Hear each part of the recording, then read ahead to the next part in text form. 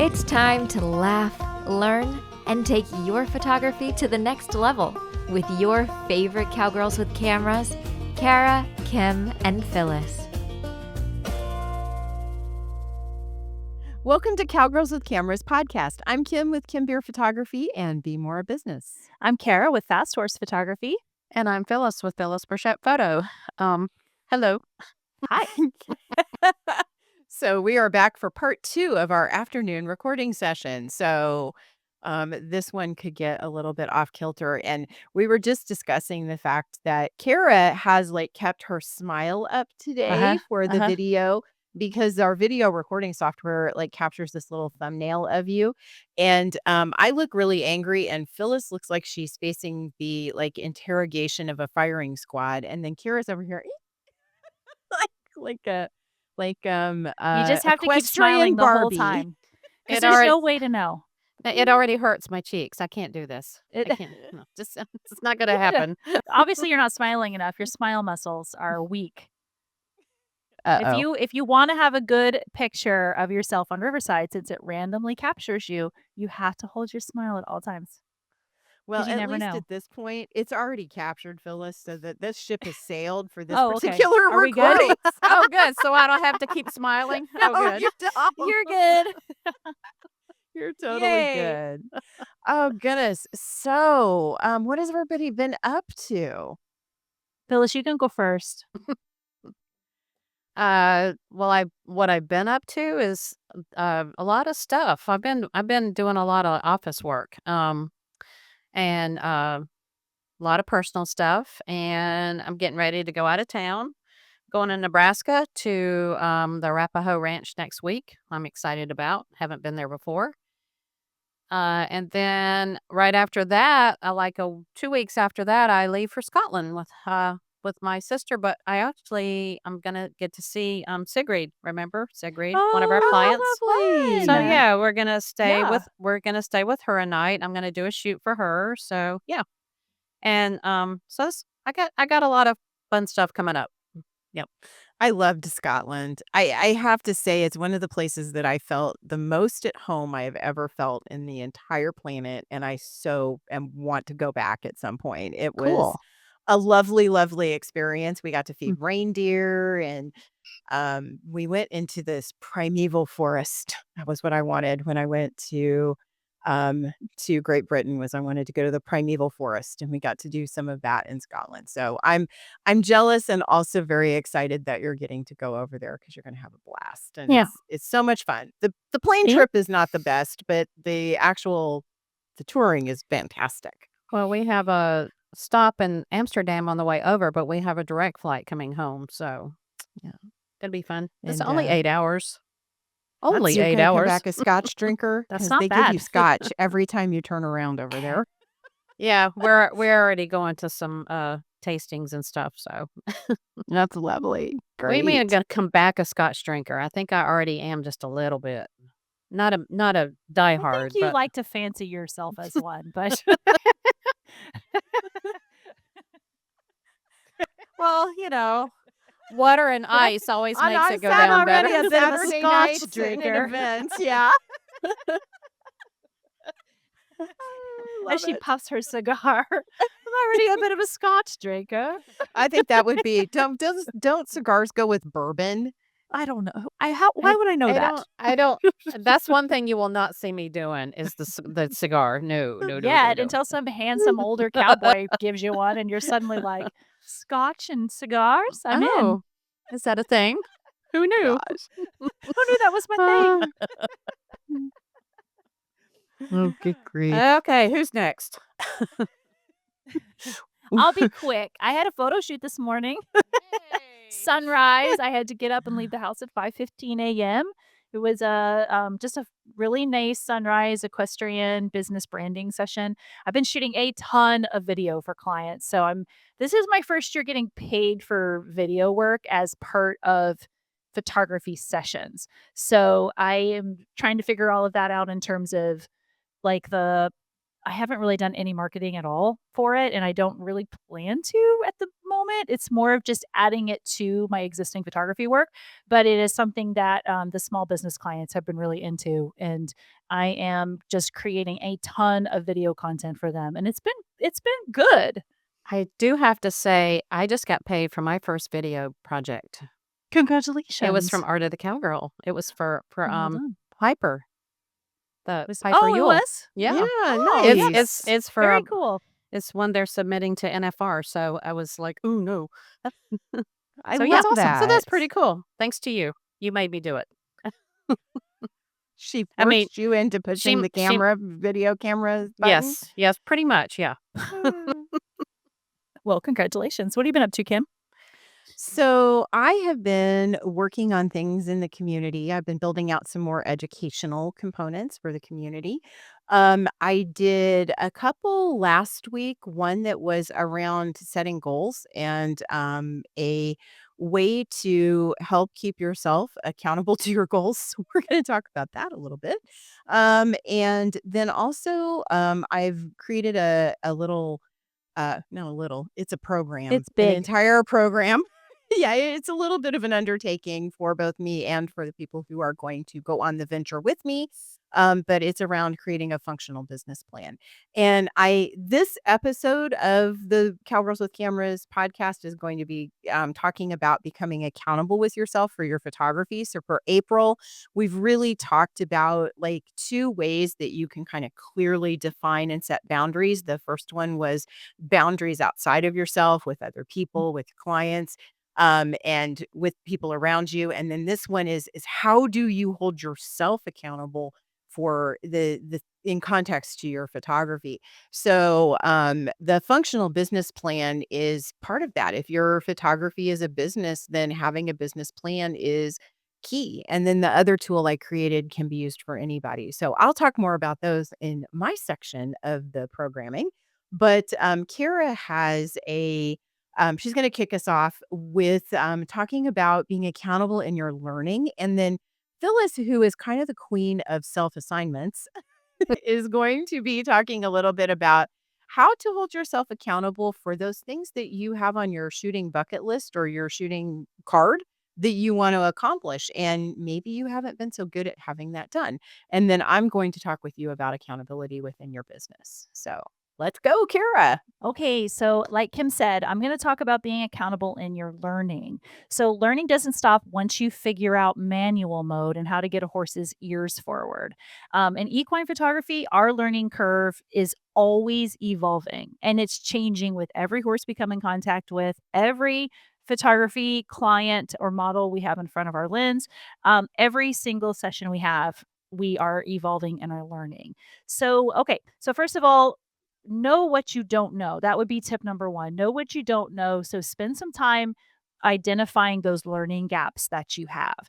Take the time to self assess. Kim has created an incredible photography self assessment resource. You can find that in our community. Once again, cowgirlswithcameras.community or on our website. And you can get it. It's for free. You can get it and you can download it and you can find out where, you have learning gaps in your photography. Are your photos maybe technically solid but kind of boring? Are your editing skills holding back your, presentation? Are you struggling with composition or maybe you're really struggling with capturing moving horses? Any of those things, it could be any number of things, but take the time to kind of figure out like what is your learning gap. Um, One another way that you can do that is just simply asking yourself, what do I wish felt a little bit easier right now? Because that's probably where your learning gap is like hanging out in your life. Um, I would definitely try to encourage people when you're on this part of your journey. Like, don't compare what would be considered like your chapter 3 to someone else's chapter 20. So don't try to compare maybe where you're at as a brand new photographer to where Kim is at, who's been a photographer for 30 years and or more, don't try to be at that same place at the same time. Try to keep yourself focused on your own personal educational growth. So the second thing I would recommend in terms of being accountable in your learning is create a learning plan that fits your personal equine photography goals. So define what better really means to you. It might be confident pose flow, it might be more powerful black background portraits or better storytelling in your images. Could be something like using off-camera lighting. It's different for all of us. So think about what that looks like for you and then choose resources that align with your specific equine photography needs and goals. And then sometimes you're going to have to pull from general photography education and then see where that can work and apply to equine photography because there's not always going to be an equine photography focused class on something in the photography world. So a lot of times as equine photographers being really niche, we have to think about learning things that are not necessarily equine photography focused and then figuring out how we apply them to the work that we do every day with horses. The third thing I would say is build learning into your routine. Even when you're busy, try to pick one thing to focus on at a time and then just commit to practicing it. You can take it a step further and put that practice time on your calendar and not just on like a to do list that you check it off once you get there. Because if it's not on the calendar, it's not going to happen or it's not real. For me, I have to schedule time to educate myself. So if I want to watch a YouTube video on something, I have to schedule the day and time that I'm going to do that because otherwise it just keeps getting like marked down the list and all the more important things get checked off first. The fifth thing I've got here is just actually investing in your education and spending the time investing in education that is really specific to equine photography is important, I think, too. So, attending workshops, attending online courses, taking advantage of mentorship opportunities and portfolio reviews. Try to choose educators who really get the difference between a senior portrait shoot and an equestrian senior portrait shoot, for example. Try to like put yourself in front of those people that are doing the work that you hope to do at some point or that have really mastered a skill that you want to learn, that you want to work on right now. And then the last thing I'm going to say about this is stay curious and stay humble. Even seasoned equine photographers like Phyllis have more to learn. Approach learning with the spirit of curiosity rather than perfection. It's not about knowing it all, but it's about staying open and always looking to improve. So even if you are a seasoned equine photographer to somebody who's just getting started, who's just picked up the camera for the first time, we are all on our own independent journey of learning. And we're always, always, always looking to improve. That's kind of the cool thing about art is that you're never done. Like you're never like, oh, I checked off the last box. I'm the best I'm ever going to be. Boom. It's never going to happen. I I love love how that. you Yeah. I made love how examples of both Phyllis yeah. and I. I did. It seemed like she particularly picked on me though. I didn't think you caught that I just felt like you fit seasoned equine photographer. Well, she called me Just old. because you're spicy. Because you're spicy. But you're so right though. I think that's what I love about photography is that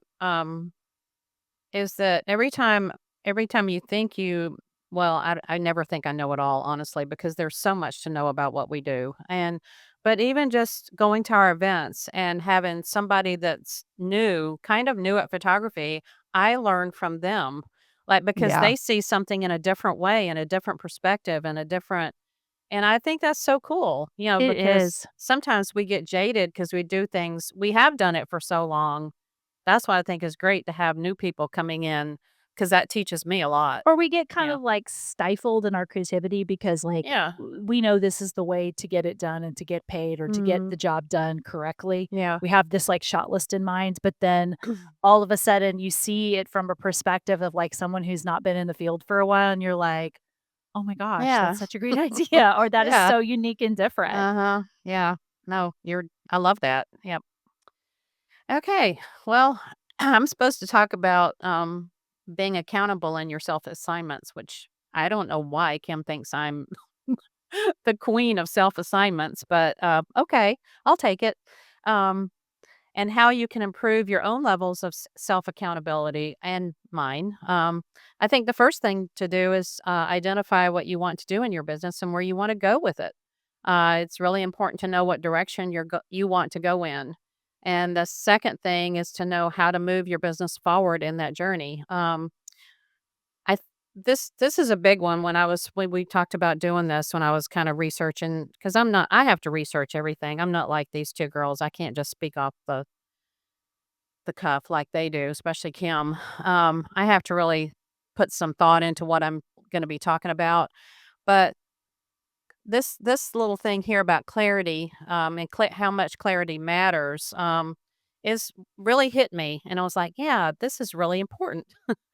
Vague goals like be more productive can easily be dismissed, but specific goals like complete 3 specific tasks from my to-do list each day really provide a very clear target. And so I think that's is you're kind of niching down your goals, your what you want to get done each day. Instead of just saying, well, I want to get more done today. Well, what does that mean? You know, really target down what it is you want to get done. And I love this. I love this one. It's a quote. I don't know who said it, but clarity eliminates ambiguity, reducing the mental space where procrastination thrives. I think And I I'm said like, that. did you, I think did that you was me. really? Wow, that's awesome. That's that is it's very. Glad you like it. I do. I'll be sure to give you Yeah. props for that Give Mention her me. quote. Yeah. credit for that. Yeah, I Yeah. gotta put down your name here. But I love that because I even though I do get a lot done, I'm also the world's worst procrastinator. Because I figure, why do today what I can put off till tomorrow? If the deadline is May 1st, why do it now? I got 2 more weeks, or another month. I got a whole month. Why do it now? I can wait till like 3 or 4 days before it's due and bust my butt. So yeah. Um, and I'm going to get a little bit woo woo because this is kind of Kim's department about manifesting, uh, but I really do believe that if you cultivate the energy of what you want, you do cultivate the energy of what you want to experience. If you think about something long and hard enough, and you're sure you still have to make it happen, but it will happen. And I know Kim loves her vision boards, but I don't it doesn't matter how many vision boards you make or affirmations you say. And I'm not to say that they don't help, but ultimately it's really all about your energy because it's our energy that attracts experiences. I really feel that way. Um and your energy can come from all different sources. So um anyway, I digress. I can't believe Kim didn't have something to say about that one. Oh, She's I just do. letting you be woo. She's letting you be woo. Well, I'm just gonna say that when it comes to that, some people have a harder time connecting to their energy, and things like the vision boards Mhm. and SMART goal sheets and those kind of things, they're clues to your subconscious mind that that's the energy you wanna bring into the world. Oh, So okay. that's the reason for doing them. No, I'm glad you threw that in there. I like that. Okay. I've had stuff sitting on my dining room table for like a month to do a vision board. I bought stuff to do one and I still haven't done it. Well, we're gonna talk about that and holding ourselves accountable to But our I'm business. getting the energy just from thinking about it, right? I'm just thinking of all the things I could get done instead of doing a vision board. Well, that's and honestly, that's why it hasn't been done.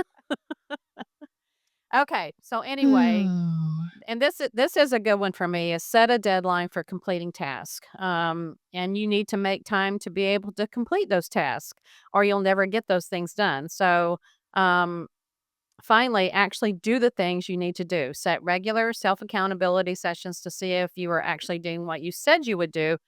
Put an entry into your calendar to check in with yourself and all that time at that time to make sure that you're doing what you needed to do. If you did, great. If you didn't, set another date to get it done. Um, all this will help with self accountability. But if you know that you're never going to be that great at doing all that, then you might want to look for someone that can help keep you accountable, and help you with knowing where you're going with your business and what you need to do. I think look for someone that will push you to get stuff done, and I know that's what I had to do. There they'll be checking in with you to see if you did what you said you do. It could be your partner, it could be a business coach or a mentor. I think paying somebody is the best way to do this personally. Um, it's really helpful if they can schedule meetings, regular meetings with you, so you can talk through what you've done and what you need to do next. I do meet with my accountability partner, and that's Denise with Storm Lily Marketing once a month. She's even set up something which has been super helpful. We just started it like about 2 or 3, well, this year. We started in 2025, but she calls it a measure of what matters tracker. Hmm. And so, and on that list, this is what she put on the list. I didn't do this. She did it herself. Is photo trips, mentoring sessions, blog post, email list building post, print orders, LinkedIn post, website traffic, published images, and some of these are stuff that I mentioned that I wish I was better at doing, and so she took that and ran with it and put it on the list. But so at the end of each month, I enter what I've completed so that we can track my progress, which I think is it's been this is the first 2 months I did it. I was like, but then this month I can really see an improvement where I have been better at checking off the things that I said I was going to do. So, And yep. that piece seems really important where you can kind of see the progress. That makes sense. Yep. Because I'm not that kind of person Good generally. job, Denise. Good Yes. job, Denise. Way to get Phyllis Yeah. getting stuff done. Yep. Progress is important. Yep. Progress is it's important to be able to see it. So, the interesting thing that I think is so interesting about what we're talking about here is the quote that you gave about clarity eliminates ambiguity, reducing the mental space where procrastination Oh, that thing I thrives. said. Yeah. Yeah, the thing that Cara said. Yeah. Um, the reality in that is that all of these things that you have done are definitely moving in that direction, including the vision board. So sometimes the reason you can't get there is because you're not clear on where you want to go. And that may be the reason that the vision board is still sitting on your table. And Kara, on the flip side of that, if you already know what you want to do and you have a lot of clarity around it, you maybe don't need a vision board in order to be able to create that list. The word that gets stuck in my craw with all of this is procrastination. I have a very different definition and thinking of procrastination. And I would actually change that quote to remove the word procrastination and put the words fear, frustration, misunderstanding, fogginess, frozenness, and even trauma response rather than procrastination, because that's generally underneath procrastination. If we're not doing something, there is typically a reason. And I would also put the word intuition underneath there as well, because sometimes it's our better judgment that keeps us from moving forward on a project because we're either not ready for it or something else needs to fall into place, or we need a little bit more clarity, or something is not quite right with the situation at the time. And many times we bash ourselves and say, oh, we're procrastinating, when in actuality, it's our intuition helping us to guide us energetically to where we need to be. And I think of this client that I had come to the ranch, and she came here to work on her business. And one of the very first things she said, she asked me, she goes, do you do any type of accountability coaching? I'm like, no, I don't want to be anybody's accountability coach. That's not my job. And that has to do with my temperament, which I'm going to talk about in a second. I'm not the type of person that is going to sit with you with a checklist and say, did you get this done? And then if you say no, why not? Primarily because I absolutely get livid when people do that with me. It's one of the reasons why I don't work at a corporate job. It's because, frankly, the performance review makes me want to do evil things. So, anyway, that's not how I work, and that is in my temperament. But what she expressed to me as she was in getting ready to go in the round pen with the horses, she goes, "Here's what I need. I need somebody to just be like iron tough with me. I need them to just like pin me down and make me do it." And I'm Yikes. like, I mean, very not the horse, but very pointed, as in I just need somebody to be super tough with me. And I'm like, has it ever worked for you before? I mean, there's plenty of people that will do that. I love our Betsy Bird, who I meet with on Mondays, who does that for people. Like, you can actually hire her to to basically judge you for what you have and haven't done. And and she's damn good at it. She I is. mean, she has a decided talent in that area. So, and I know a few other people who are very, very good at that. But if that is something that you're like, "Oh, I have to punish myself. I have to like I have to make myself do my business work." Okay, there's something not right in there. We need to work around that. We need to understand a few other things about what you're doing. So my first clue is watch your inner and outer language. If you're saying something to me like, "I need somebody with an iron hand to hold my feet to the fire," and make me do it, that tells me that, okay, you are really resistant to whatever this is. And so until we break down that resistance, we're not going to have success with you doing it. I don't care if I lock you in a room with just that project. Like if I locked Phyllis in a room with just her um, vision board and said, "You're not getting out of this room until you get it done." If she wasn't ready to do it, it would not, I mean, one, it wouldn't, if she did do it, it wouldn't be what it needed to be. Right. So we got to get curious. And when our inner and outer language gives us hints around that, we need to pay attention and we need to get curious as to why that is. And so many times, especially when it comes to business, like to me, temperament is so important and understanding how other people show up. So Phyllis said, well, when let's see, you said I don't like to be I'm not deadline oriented. What you said, you didn't like something about deadlines. What did you say about that? No, with the deadline is if the deadline's there for a reason, why do it now if the deadline's May 1st? So, well, well, there's a famous writer whose name escapes me at the moment, but he says, "I love deadlines. I love the sound they make as they go whooshing by." So, yeah, I mean, but there's something in your life where that has served you, right? There's a capacity in there where it served you. There's a wonderful book on something called structured procrastination, where people will actually get a monumental number of tasks done while avoiding a singular task.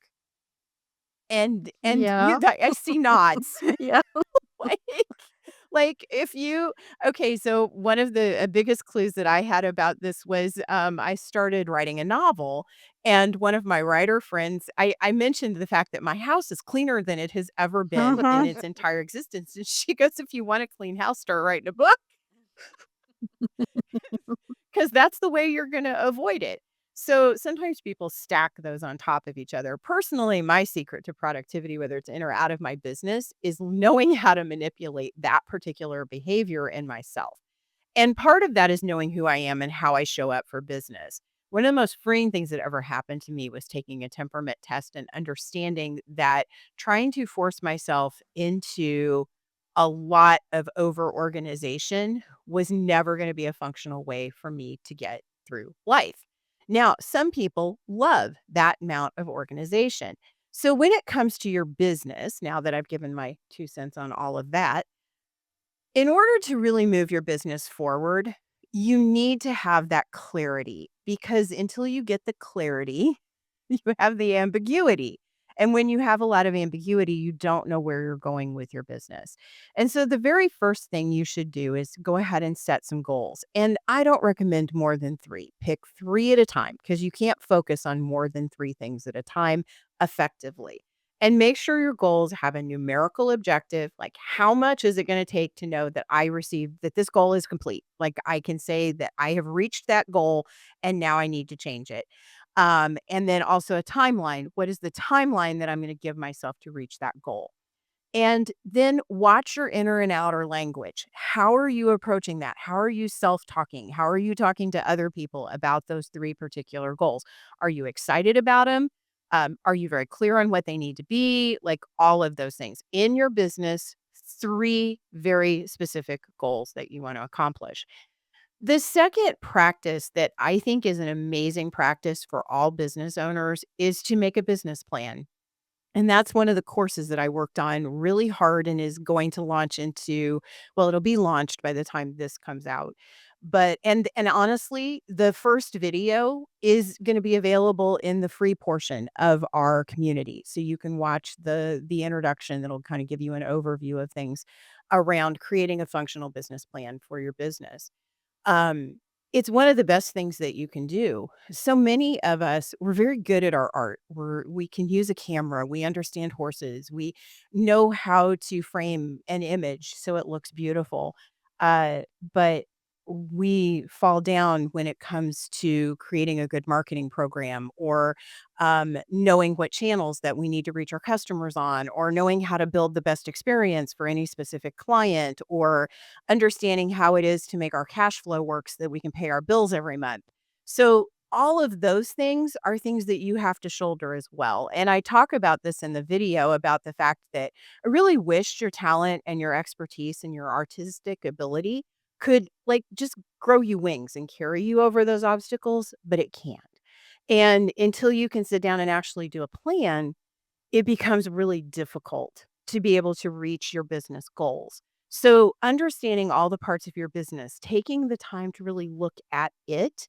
And I recommend looking at yourself alongside of it, like, or do some personal work for you as well. That's a big part of this because the two things together will really move you towards success. So, understanding how you work, what your temperament is, how you show up in your business, and then what is it that your business needs, and how do you want to structure that? And what is it going to look like? And how can you start to travel down that path? And what are some goals that you need to kind of carve out to start with? So, one of the things that I had a friend, and a mentor who does every year is she takes a little retreat for herself with her business. Like, she actually goes she lives in Kansas City, and there's a little retreat facility about an hour south of Kansas City, not here on my ranch, but kind of on the Kansas side, in a similar position to mine, and she gets a room for the weekend, and she works on herself and her business. So, take a little business retreat and write yourself a functional business plan, or at least get well underway into getting it done. If it's your first time writing one, it's going to take you a bit. It's going to be more than a weekend. But if you have one written, then you can come in and, unless it's a big modification, you can revamp it in a weekend. So plan a retreat, make it fun, get away from all of the things that pull your attention away from your business. So I can imagine Phyllis walking past the vision board and Kaylee looking at her and her going, "Up, girl, let's go for a walk." You know, it's so much more fun to take the dog for a walk than it would be to sit down and work on the vision board. So you've got to have a place where you can like remove those distractions for all of the people pulling in your attention, the clients, everything else. I have to But remove Kaylee? no, well, for just for the weekend. You can go away without Kaylee for the weekend. So We know you do it all the time. we do. We know you'll do it for Hereford cattle in a heartbeat. I don't know, does Kaylee know you'll sell her out for Hereford cows every time? So anyway, so make a business plan. Get a functional business plan together. And then reevaluate it frequently. I do mine every single year. You don't have to. You could do it every 3 years, every other year, whatever, if you have a big change in your business, but it's a living document and it's for you. That's why it's functional.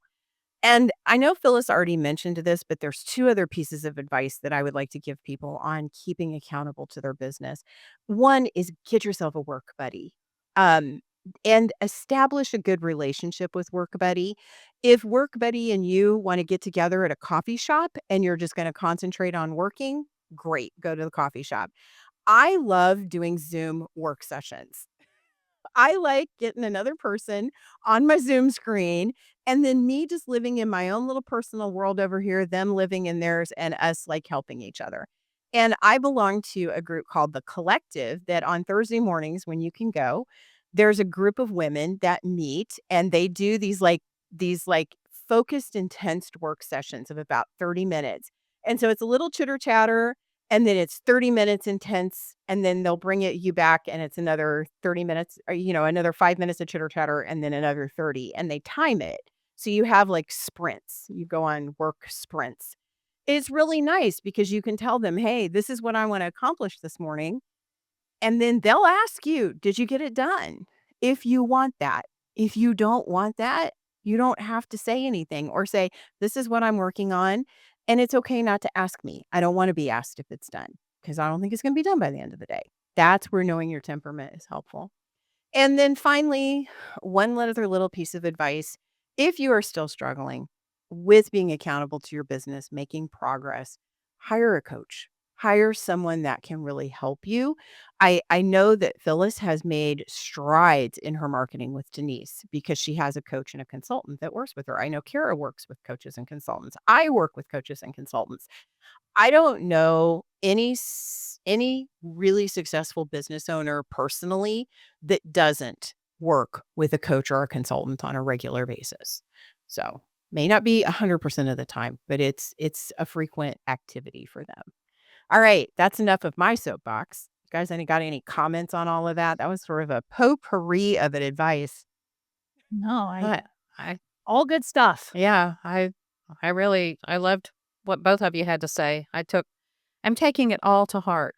I just think it's important to think about there's different ways to be accountable to yourself. Like it's not just be accountable in your business. Like there's more than one way to do that. And I think that's why we took the time to break it down that way today. So Yeah. And it's important. how you want to show up for your business Yeah. is that's the coolest thing about being an entrepreneur is that you can choose. It's your choice. Nobody's going to give you a training manual when you show up for your business. You're the one who gets to write the training manual. You're the one who gets to have the rules. And reality is that if you play your cards right, you can pretty well get anything you want.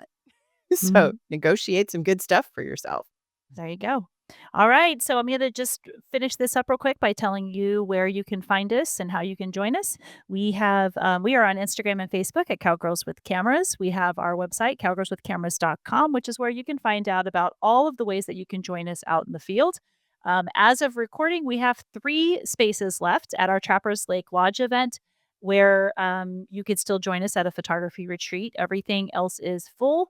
And then the last thing I want to make sure that we mention one more time is our Cowgirls with Cameras community, where we have over 7 hours it's probably over 8 hours at this point, video education available for photographers, plus a full community of equine photography specific information and education, and just a bunch of photographers in there having a great time that like to take pictures, that love the community, and are into horses. So come say hi, check it out. There's a free version you can check out, and then there's also an option for a free 7-day trial of the full community. So come check it out.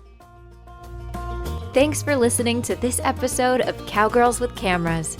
Don't let the laughter and learning stop here. Join our community on social media and be sure to visit our website for more opportunities to fulfill your photography goals. Head to cowgirlswithcameras.com. That's cowgirlswithcameras.com. See you next time.